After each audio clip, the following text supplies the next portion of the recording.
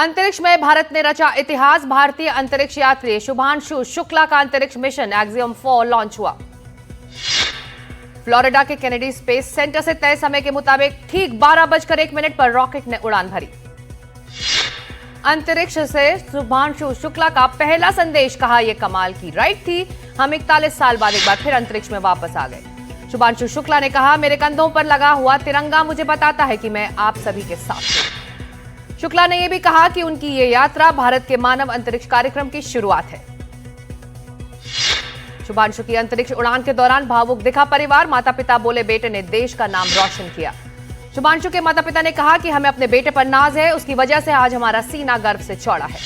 Launch के वक्त शुक्ला की बहन भी लखनऊ के स्कूल में मौजूद थी। इस दौरान आंखों में आंसू लिए बहनों ने दी शुभकामनाएं। लॉन्च के बाद शुभांशु शुक्ला की बहनों ने कहा कि इस पल को देखकर गर्व हो रहा है, लेकिन थोड़ा डर भी लग रहा है। सफल लॉन्चिंग के बाद लखनऊ में सीएमएस स्कूल में जश्न मनाया गया। शुभांशु के माता पिता भी झूमते नजर आए। आज दोपहर 12:01 पर फ्लोरिडा के केनेडी स्पेस सेंटर में लॉन्च हुआ ये रॉकेट। कल 26 जून को शाम 4:30 बजे डॉकिंग होगी। इस अंतरिक्ष मिशन के दौरान 60 से ज्यादा प्रयोग किए जाएंगे। फसल के बीज पर अंतरिक्ष उड़ान के प्रभाव की भी जांच की जाएगी। इस दौरान अंतरिक्ष में मानव जीवन की स्थिरता का भी अध्ययन होगा। साथ ही इसरो इस मिशन के दौरान 7 माइक्रोग्रेविटी प्रयोग भी करेगा।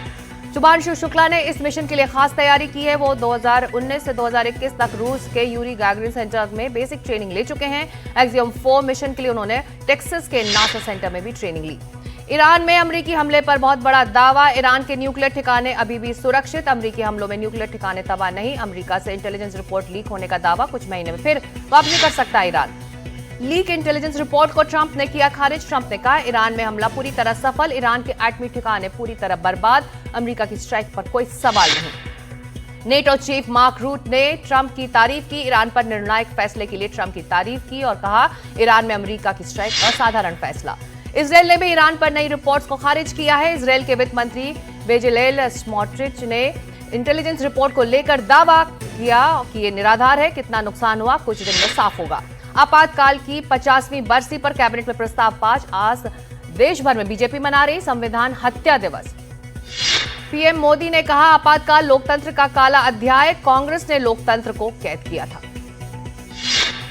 गृह मंत्री अमित शाह ने कहा, आपातकाल ने लोकतंत्र का गला घोंटा, अभिव्यक्ति की आजादी भी छीनी।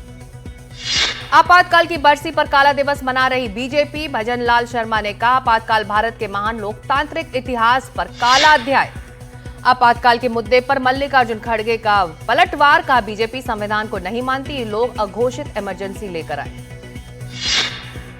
आरजेडी प्रवक्ता मृत्युंजय तिवारी ने कहा, बिहार चुनाव में अपनी हार देकर बीजेपी को इमरजेंसी की याद आ रही है। बिहार के पार्टी कार्यकर्ता में और जोश भरेंगे पीएम मोदी। 6 और बड़ी रैलियों को संबोधित करेंगे पीएम।